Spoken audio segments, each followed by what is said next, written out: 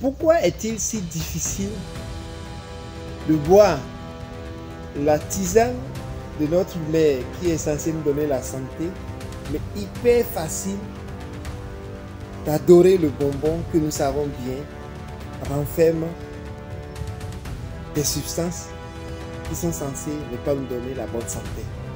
Voilà la question du jour. Bonjour. Ici, nous sommes dans la communauté de ceux qui font le sport tous les jours. Je suis le mentor Eli. Désolé, vous avez l'habitude de me voir dans un cadre en train de courir et de faire ma vidéo. Mais aujourd'hui, j'ai essayé de faire la vidéo. Je me suis rendu compte que ça n'avait pas du tout enregistré le son. J'ai donc dû décider de vous faire une vidéo quand je suis arrivé à la maison, histoire de rattraper un peu. Je sais que tu fais déjà beaucoup d'efforts. Tu as même essayé de démarrer le sport. Tu as essayé de faire ce que tu peux faire. Mais finalement, pas fatigue, pas les douleurs, pas tout ce qui arrive.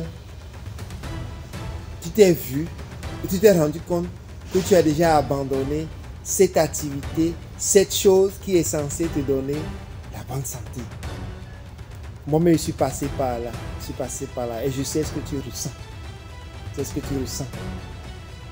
Je voudrais te donner une information. Je dis c'est une information. C'est que je ne demande pas ton avis. L'être humain est faible de nature. L'être humain recherche le confort de nature. L'être humain recherche la facilité de nature. L'être humain cherche la douceur de nature. Mais entre nous, quel apprentissage pourrait-on faire rien que dans la facilité? Mais entre nous, même la femme a enfanté avec la douleur. Ce que ça veut dire, c'est que toutes les bonnes choses que nous avons connues ont dû nous coûter un prix. Et ça, tu le sais. Je ne t'apprends rien. Mais la nature humaine est telle que ça a même forcé les Saintes Écritures à dire: le mal que je sais que je ne dois pas faire, c'est ça je fais. Et le bien que je sais que je dois faire, c'est ça, je ne fais même pas. C'est la nature humaine qui est comme ça. Mais est-ce une raison pour se laisser mourir bêtement? Le médecin t'a déjà dit qu'il faut marcher. Tu as suivi sur les réseaux sociaux tellement d'influenceurs qui t'ont dit il est hyper important pour toi d'adopter un style de vie où tu fais l'activité physique tous les jours. Tu sais, même tu es allé à l'hôpital, on t'a dit si tu ne fais pas ça, tu auras AVC. Et tu en es conscient. Est-ce que tu peux alors décider de dire comment puis-je faire? Est-ce que tu me donnes l'autorisation de partager avec toi ce que moi j'ai fait quand j'étais passé par là? Voilà. Vous savez, des fois, je me lève le matin et je n'ai envie de rien faire. Je constate que ce jour-là, j'ai été paresseux. Mais le lendemain, je ne refais pas la même chose. Pourquoi?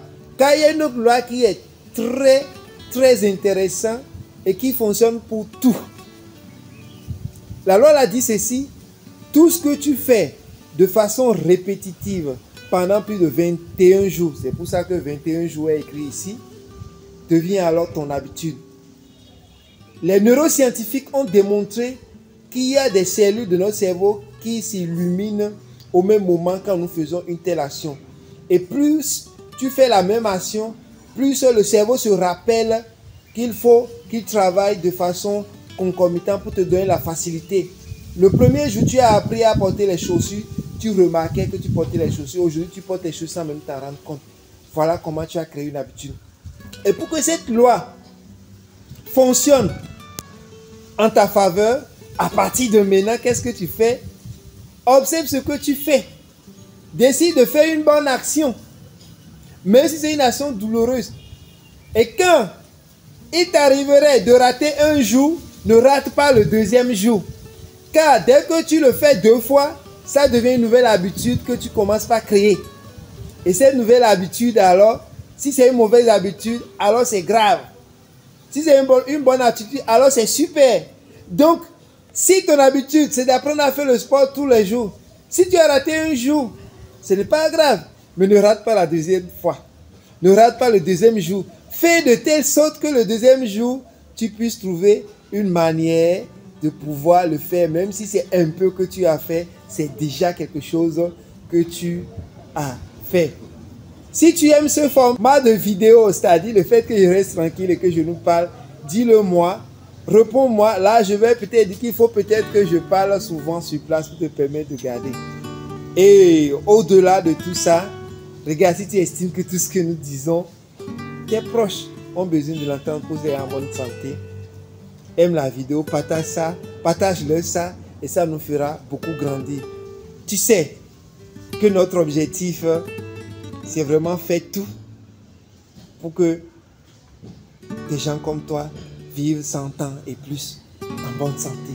Et nous militerons jusqu'à ce que tu adoptes un style de vie qui te permet de mériter la longévité que Dieu t'a accordée. Je n'en dirai pas plus. Je te souhaite de passer une bonne semaine. Prends soin de toi. Ici, c'est le menteur Eli. Ciao, ciao.